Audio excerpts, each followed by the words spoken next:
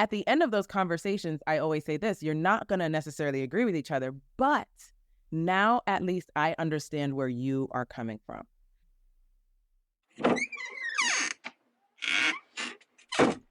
Well, welcome to Exude Human Capital Consulting's Hold On, Let Me Close My Door, the podcast that brings real stories from real professionals with real solutions to you. I'm Allison DeFlorio, and I'm joined once again by my co-host, Doug May. Hi, Doug. Hi, Allison. It's great to be back and to continue the conversation that we started in the last episode. Yes, very excited to do that. Last episode, for those of you who were able to listen in, we had our returning guest, Chisa Miller, with whom we had a conversation around DEIB. What's happening? What's happening? What's now and what's next? And Chisa shared some fantastic insights based on her experience as a facilitator, as a DEIB expert in the thousands of conversations she's had with different groups about their journey with DEIB. So first of all, I want to welcome back Chisa Miller. Chisa, thank you for joining us once again on Hold On, Let Me Close My Door. Thank you for having me. Excited. I can talk about this stuff all day. We could do a whole 20 more episodes if you want. I know. After our last episode, I think the three of us stayed on and chatted for another hour, which was the impetus for today's conversation, which is really about DEIB, what's next. And in thinking about today's conversation, the three of us spoke about what's happening in the workplace and in society in general that is creating obstacles to having those brave conversations that you referenced in our last podcast. And why is it so difficult in the workplace with the comments or the responses when we start having DEIB conversations that seem to just shut the conversation down? So we'd like to kind of talk today a bit about your experience and any suggestions you have about where you see DEIB going. What's next in the workplace? How do we combat the comment, oh, that's woke, or being canceled simply because we're trying to have a conversation about a topic that someone may have a different understanding of or feel a different way about? It is complicated. It is so complicated. There's so many layers to it. But obviously, recently it's been probably more divisive than I have seen in my career or my lifetime. And I think because it's very televised, it's very, politicized. And so it's in your face, whether you want to be a part of it or not, right? So it's in your face. Everybody has their own ideas, beliefs, and then everybody shows up at work with their own ideas and beliefs.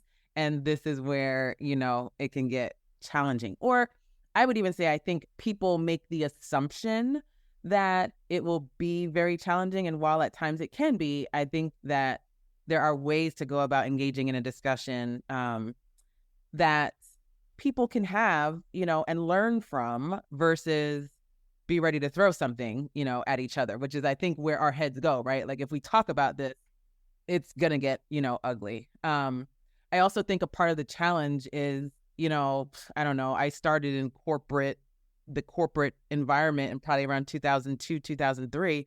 Back then, we were not allowed to talk about right? Not at all. Like it was like, don't you dare, we don't talk about this at work. And so a lot of those people are still in the workplace and are still holding on to, nope, I don't talk about this stuff, at work, versus some of the younger generations who are coming in and they're like, it's just, coffee conversation. And that's interesting. We spoke the last time about Gen Zs who will be future leaders and their very high propensity to really want inclusion and to want a work environment where people can be themselves, be their authentic selves, and they're more comfortable with these conversations. But you're right. Today, we're still in this environment where we've got people who's from maybe generationally or in some cases not generationally, simply from their own life experiences don't have the same comfort level of talking about that. I know, Doug, you and I had some conversations about this leading up to this podcast, and you had some personal experiences. Well, it's interesting because you look at where we started all of those years ago, because Chisa and I actually worked together for many years. So we started in that same frame together, and looking at where diversity was and how we did an exercise. You remember the exercise we did with stereotypes, and that was really about where you would have people write down every stereotype that they could think of, and then you'd have the people who represented those stereotypes. I don't know if you could do that now. I can tell you. Yeah. I still do it. Like, yeah, how does it go? Yeah, I mean, because the reason I say that is because Allison talked about being woke and canceled, and I think some of the other things that we hear a lot from certain groups of people is I can't win, or what do you want from me? Why do you keep beating me up? And I think we really look at that a lot with the white cis men. I think they get a lot of that brunt. And the interesting thing is that I am a white cis male who happens to be gay, so I guess I have a card that I play or something that gets me out of that group. But what I think is happening is that people are just kind of tired. Are you blaming me for everything? I don't know if you feel that way too, Chisa. So well, something that I've attempted to practice over the years of doing this work is, attempting to understand where somebody else who's different than me. Right. And so that's one part of it. Tapping into my own emotions and feelings about being asked, right? And attempting to find some type of, I don't know if I want to call it common ground or empathy, right? I mean, right. So, when we talk about white males, and this is something that I will often say, it does not always go over well with the masses. But, in honesty and in my experience, white males tend to be the punching bag for everybody, right? Like Black people are mad at white men, women are mad at white men, Asians, Hispanic. I mean, every demographic is mad at white men. And some white men are mad at other white men just because they're, just like they're kind of the punching bag right now. The response that I have received a lot is, oh, well, now they know how we feel. Now they know where we're coming from. And while I understand those emotions and feelings, I have to ask myself, if this is ever going to stop, or if we're going to get better, or if we're going to move forward, we can't just keep pointing the finger at one another. Right. Black people want their plight to be worse than gays. And like, it's just, we're to the place of diversity where we're tearing each other down more than we're standing together and truly fighting for equity and justice and all that. So, here's the thing. I will never know what it's like to be a white man. I'll never know. But in my willingness to engage in conversations and hear their experiences, it helps me to understand kind of the position that they are in currently, right? Today, right. And sometimes I'll use the example of like the morning after the Buffalo grocery store shooting. I just use that one, for example. Or even the one that happened in Jacksonville, right? It was a racially motivated shooting with the intent of killing Black folks. Now, if I'm a white male and that's all over the news, and then I go to the grocery store, I suspect white men are kind of feeling like, oh, like, are people looking at me a certain way, the same way other demographics sometimes feel, in certain situations. So, I always, while I think sometimes we can be very judgmental and hard on our different demographics, at the end of the day, we got to ask ourselves, like, what is our end in mind? Do we want people to come together and be willing to stand with one another so that, like, for me, this is about my kids, because the way the world is right now, like, it's probably going to be like that for the next 10, 15 years, right? But I really do hope that if we could be better at standing with one another, that maybe in 15, 20 years we'll be in a different space, in a better space. And I think the danger of continuously, shoving white males out is that we're not acknowledging the fact that white males fought in every, civil rights movements, and like they sat at, countertops and protested and were hung from trees. We didn't learn about that, but that's the truth. There are still white men who are standing with us at a Black Lives Matter march or a gay pride march or, Right. So I just think, we're very quick to go into the, oh, well, now it's your turn. Right. Really, that to me, that's very anti-diversity and inclusion. Sure. We're supposed to be talking about inclusion, but let's keep the white guys out. The ones that started this, right? Like, come on, And I think that mentality is also what has put us where we're at right now. Right. Well, I can give you two specific examples if you would indulge me where that's come into play, and they're from a long time ago. But how things stick with you, and so I remember in 1996. So I'm really old. So 1996, I was at the March for Women's Lives in Washington D.C., which was to protect women's lives, to keep abortion safe and legal. And I remember walking, and there was a woman in front of me in the march that kept screaming, "Death to all men! Men are a-holes!" All these things, and I stopped her. I don't know. I must have had a really brave day that day, and I go, "I'm walking with you, and you're saying that about me," and she just stopped. And so it was like it's just one of those moments in my life, and I see that a lot with a lot of the different groups kind of at each other.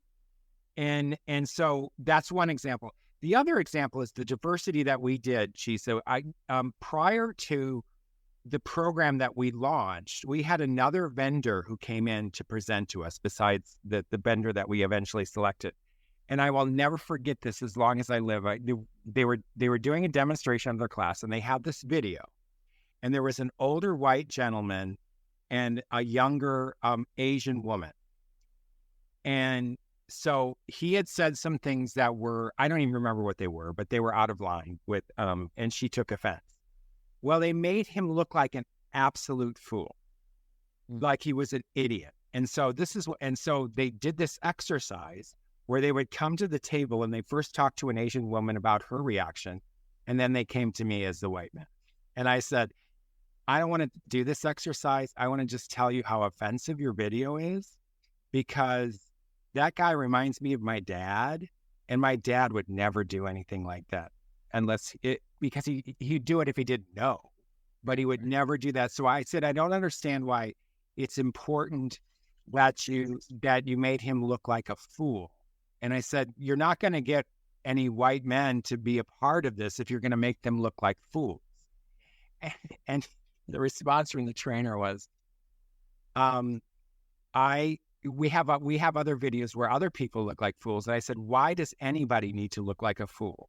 Period. And so guess what? We didn't pick that vendor. But that was a different time where it was like almost the shaming of certain groups of people for what they did. So. Well, I think that's still happening too, unfortunately. Just in my doing my work, there's so many times we'll have clients that say, listen, like, don't want to micromanage your work, but we really kind of need a walkthrough because we had somebody that came in last time and like our entire team is pissed. And so when you come in, no, they're going to be pissed and you're going to have to, whatever. So, you have to be very selective about who you're choosing. I think there's a lot of, facilitators and trainers who have really good intentions, but if our intent is to come in and only speak to your cause, that's where we have, especially if you're going into a corporate environment, right? This is supposed to be about including all people, not just supporting your particular cause, unless that's what the client is hiring you to do, right? Like specifically speak about, XYZ. So, that I think we just going back to your first story with the woman and at the march. I think it's easy for us just to kind of lose sight of what it is that we want in the long run, right? She was out there representing and going for her cause, not realizing that she was, alienating, people who were there and marching with, right? I was there for her cause too. Yeah, exactly. Exactly. So when we think about those snap decisions, right? I guess inherently they happen over time, and we react, right? So we react in the moment. How do we, or what recommendations do you have for listeners? How do we slow that process down? So how do we own our reactions or manage our reactions, slow it down so that our responses are more thoughtful or take into consideration other people? You gave a fantastic example after we recorded our last podcast, Chisa, about a way you worked with a group to help them manage difficult conversations, or I should say, I should qualify, conversations about difficult topics. And I wonder if you'd be willing to share that with our listeners. Yeah. So we had a group of about 100 folks, and we had 13 tables essentially, and I assigned every table a topic. So the topics were Roe v. Wade, generations at work, LGBTQ plus in the trans community, gun control, book banning, immigration, toxic masculinity, extreme feminism, Black Lives Matter versus Blue Lives Matter, and affirmative action. So we basically delegated these topics and gave them good amount of time to engage in these discussions, right? Their points of view. Now, obviously, there was some, set up to letting, everybody go and engage in the conversation. But part of the setup was, one, you're not all going to agree. You're not going to agree with everybody who's sitting at your table. As a matter of fact, I hope you don't, because it's kind of like a waste if everybody agrees, right? Yeah. So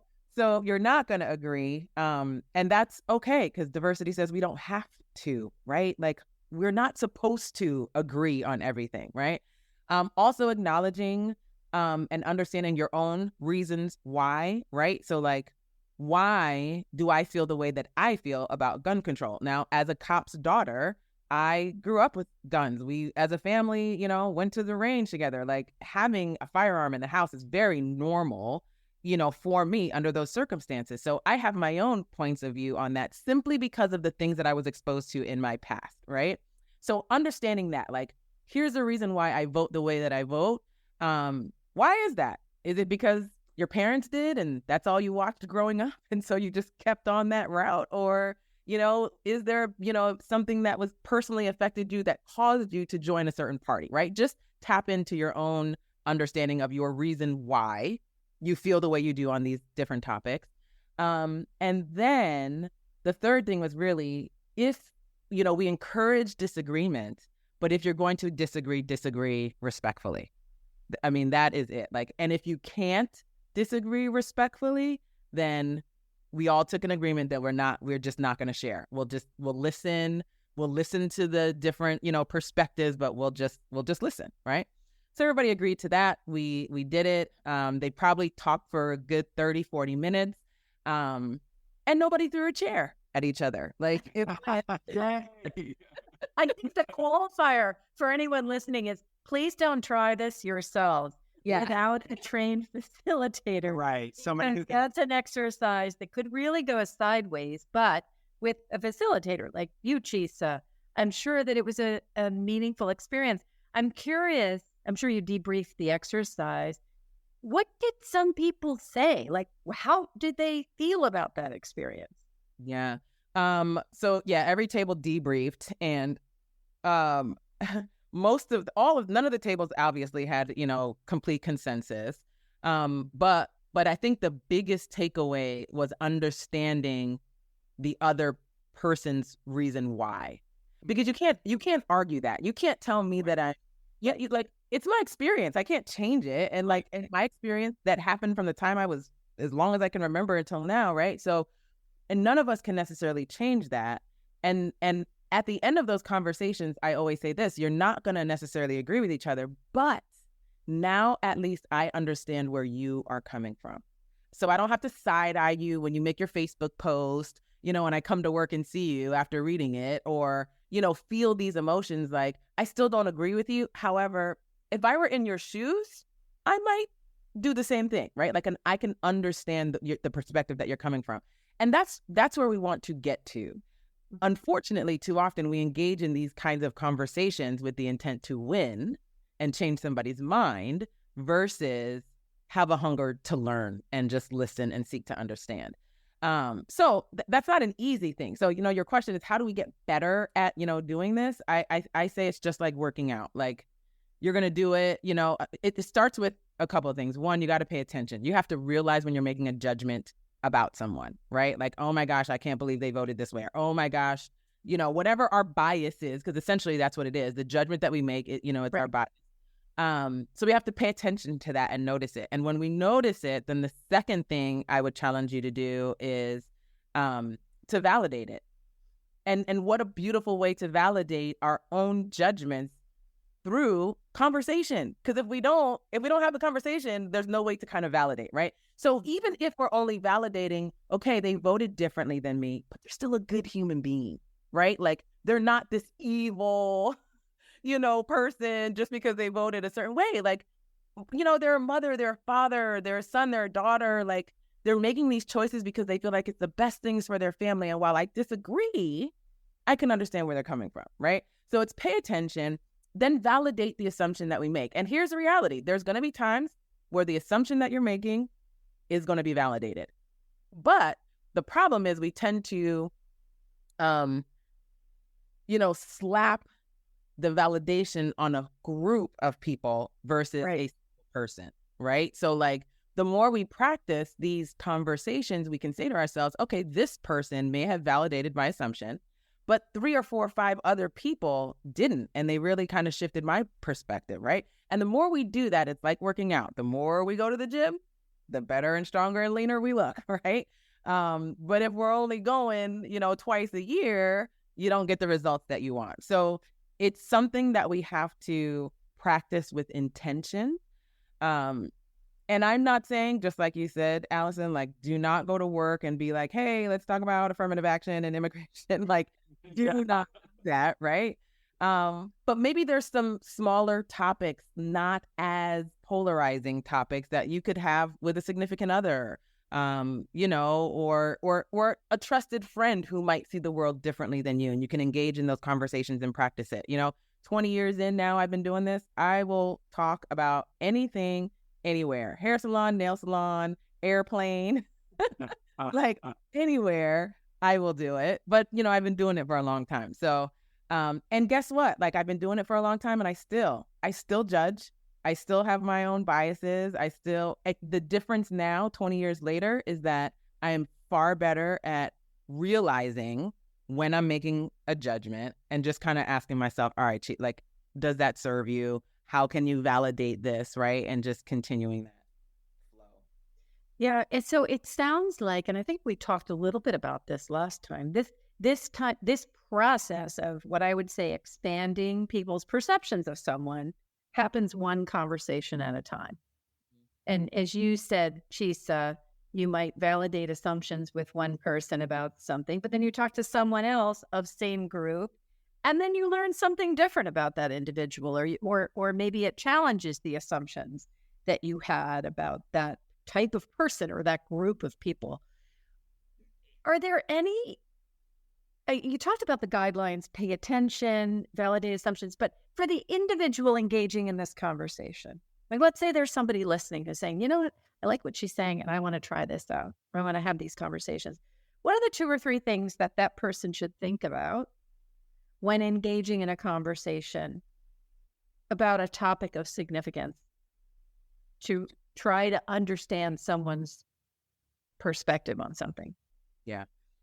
Number one, the number one thing that I encourage people to do is, like, if you truly have a hunger to learn and you're asking the question with a genuine intent of learning, right? I would start that conversation with asking, are you in a good headspace, or are you in a good mental space, or are you okay with me asking you some questions about whatever it is?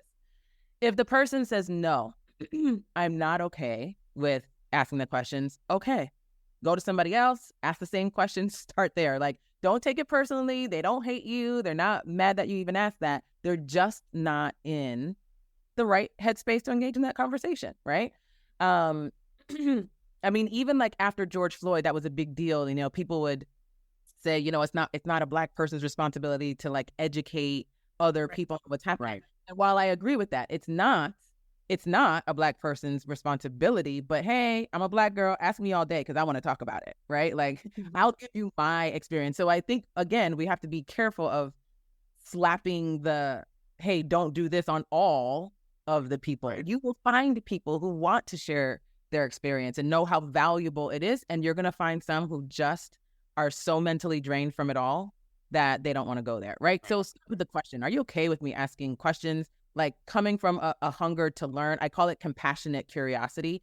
You know, asking a question with the hunger to learn versus asking a question and it come across as being disrespectful or rude, right? Like, why do you people do this? Or, you know, I mean, you can ask the same question 5 different ways and it could come out very differently. So, so ask the question. And if they say yes, just say, I would, you know, follow that up with if at any point I'm asking questions that you're not ready to go into, I'm fine with you saying that, you know. But I think that's the main starting point. And I think from that, you'll get a good gauge of, you know, if somebody's like, yes, let's talk about it. I'm so glad you asked me. Then, you know, you can go deep, right? Because they're ready for the conversation versus somebody who's just like, yes, you know, and I'm okay. I'll, you know, ask. And then again, if there's anything you don't want to talk about, we don't have to. So I think that's just the segue into it.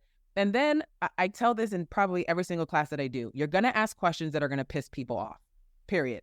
That was going to be my next question. What are you going to do when your well-intended question comes out of your mouth and all of a sudden you're thinking, oh my gosh, it didn't come out the way, or maybe you don't realize it came out that way, but it has the reaction. Yeah. What do you do in a case like that? I think that is that's like really high on the list of the reasons why people don't have the conversation, right? Because they've messed up before and they've been carrying the guilt of that for years, right? So like, so again, you know, I just tell people, if you're truly passionate about DEIB, you have a hunger to learn, you cannot stay silent. Now, there's plenty of other resources. You can read books and there's websites and all kinds of things. But if you want to get into a conversation, you have to say to yourself, I'm going to screw something up along this journey of learning. I'm going to be okay with that. When it happens, you apologize and you move on. Apologize and move on. It's all you can do. That's all you have control over, right? So that would be my recommendation. I get in front of 30 people, 100 people, 500 people, and I say things that as a DE&I, you know, consultant, I should not say, right? There's like terminology that I shouldn't say. You know, I say things that I used to say 20 years ago that are no longer okay 20 years later. You know, I make mistakes all the time. And people will call me out. And when they call me out, I like appreciate that, because if nobody's calling me out, then, you know, how am I going to change it, right? So it goes back to what we talked about, I believe, in the last episode. Sometimes we've learned things that we have to unlearn and relearn a new way of doing it. And if we're going to be in this space of relearning, that means we have to educate ourselves, but we also have to have the courage to engage in the courageous conversations. Really fascinating. You know, I have to share a story. And this goes back years ago. I attended a conference and heard a consultant speak. He was a South African gentleman, and he had worked with the police force during apartheid as, I don't think they called it DEIB back then, but essentially what his job was to be able to help educate and challenge the perceptions, perhaps, to try to break down barriers. And he had said that in his experience in talking with others who had been successful, including Nelson Mandela, in helping to expand people's perceptions, he said, you know, you think about, he said that Nelson Mandela said, you can't change the way somebody thinks about a group of people or people, but you can help change the conditions in which shapes their perceptions of people. And he gave an example, and you're looking at me so you can see this, but for our listeners, if you have two people and each one is a circle and they're separated, they're two unique circles, that if you, through conversation, help the circles expand, eventually they're going to cross into one another. And that's where you start having different conversations of understanding, to your point, Chisa, about understanding someone's why. And I always thought that was a very profound thing. You can't change the person, but create the conditions that will help facilitate the conversations to expand the perceptions of someone. Yeah.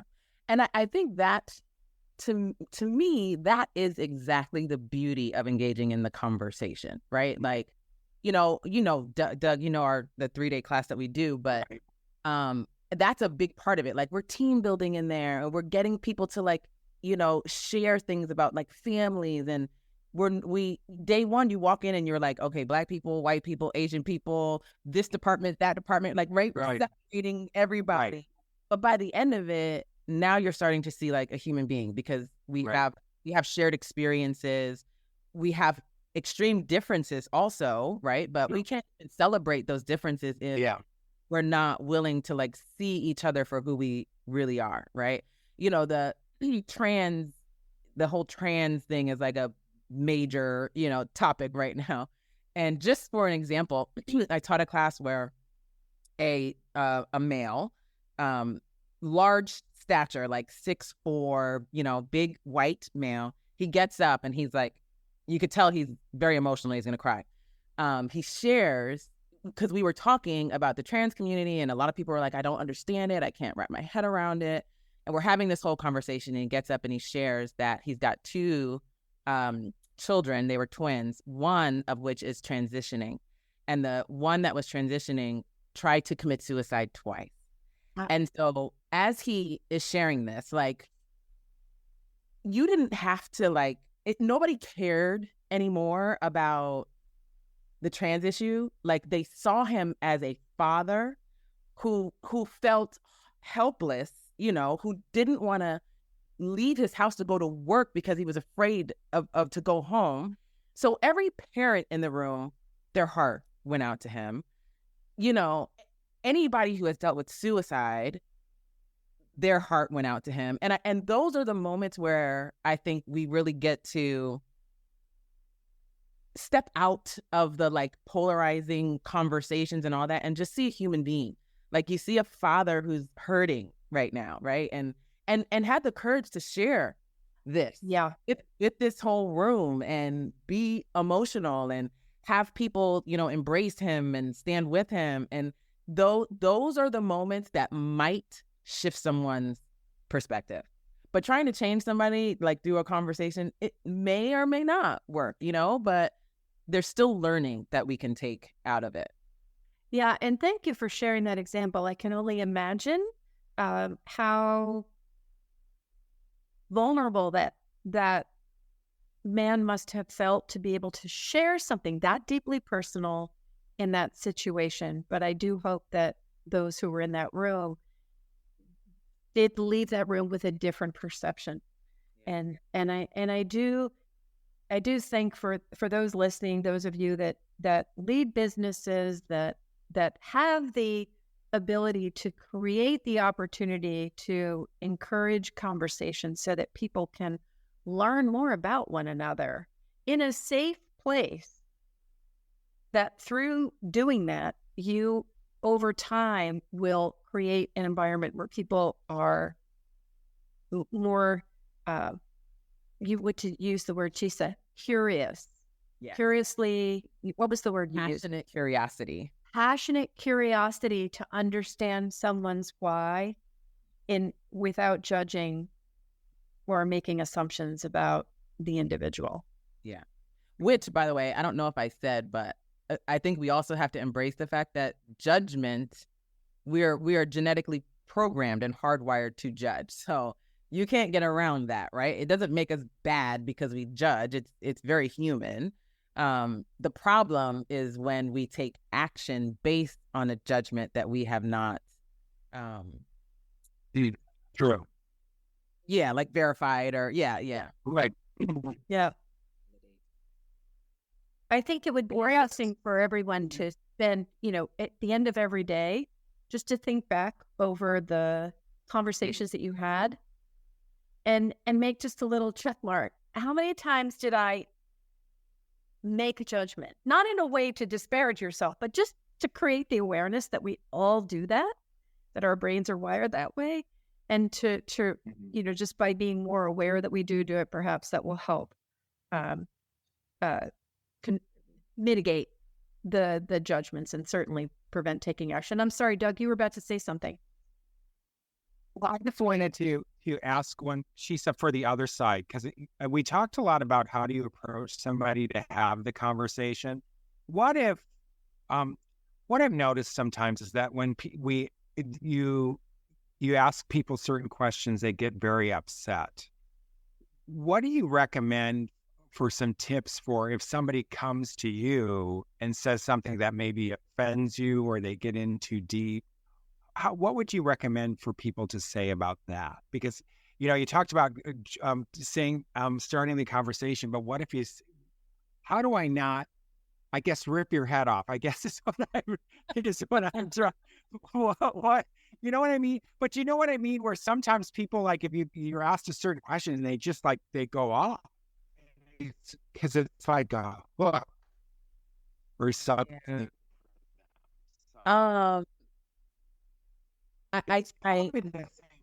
But I just wanted to get your thoughts on that. Well, I think it can be different, but I am a believer of the fact that we as human beings, we're at choice, right? On how we show up, how we respond, all these things. So on a good day, a lot of us can say, well, no, I'm not okay with answering the questions if somebody asks. Or if somebody says something that I would consider ignorant, and when I say ignorant, I just mean like not very educated or something along those lines, then to me, I call them moments of truth and choice. Like, I have to pause, take a breath. Okay. We need to take a breath. That could be the difference between you ripping somebody's head off or not.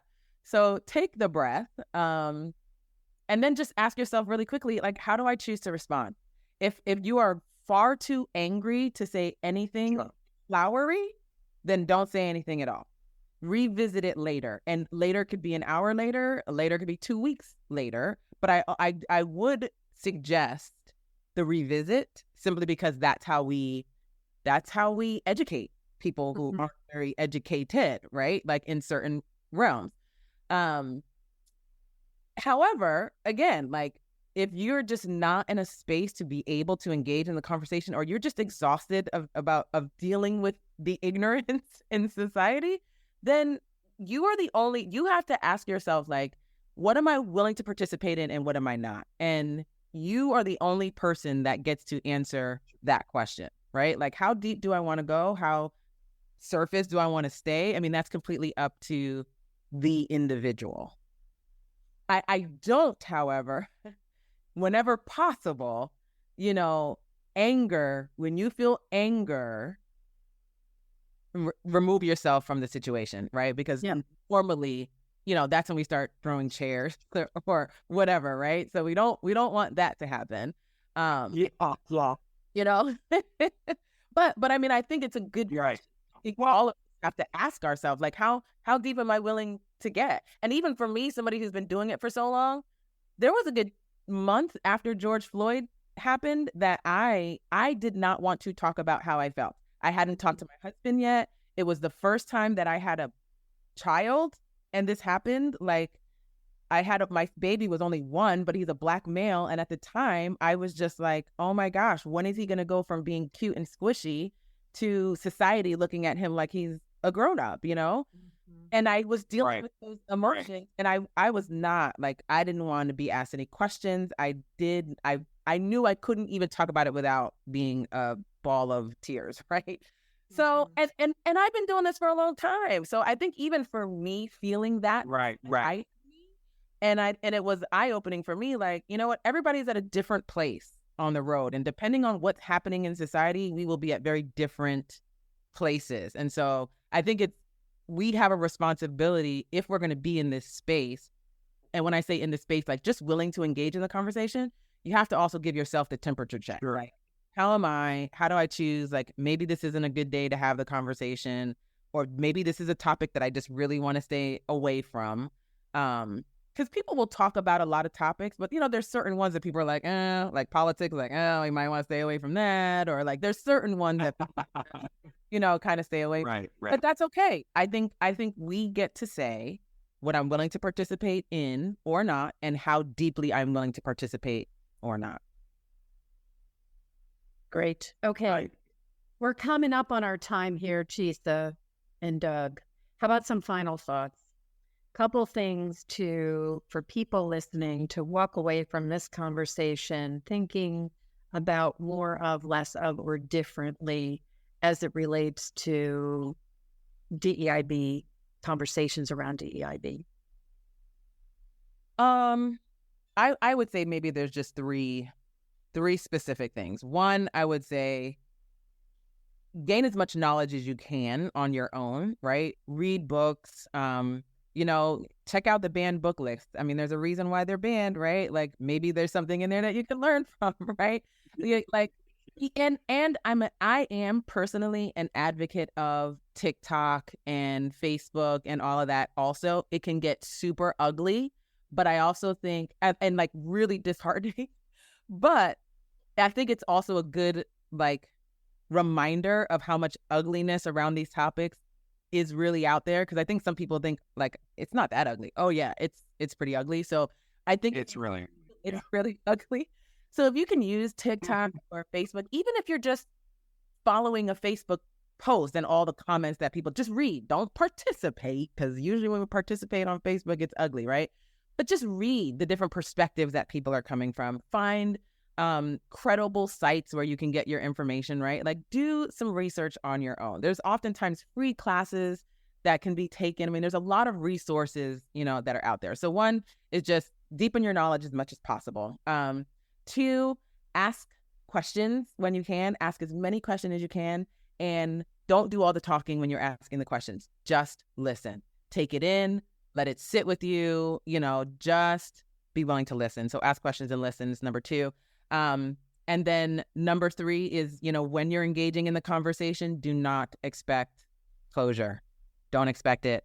Don't expect to change somebody's mind. Don't let your objective be to win. It's simply about listening and learning and building our capacity for empathy for another human being. Chisa Miller, once again, I just want to thank you on behalf of everyone at Exude for your time and your insights and the fantastic work that you do with Exude clients and then with all the clients that you serve. Thank you so much. And Doug, as always a pleasure having you join these conversations, and so appreciate your contribution. Don't rip anybody's head off, Doug. That's right. So for our listeners, thank you once again for tuning in to Hold On, Let Me Close My Door. I want to leave you with just that one thought that we mentioned earlier as a way to sum up the conversation today. Do not try to change people's minds, but rather create the conditions to expand their perspectives. So thank you, everyone. And thanks for joining. Hold On, Let Me Close My Door. And until next time.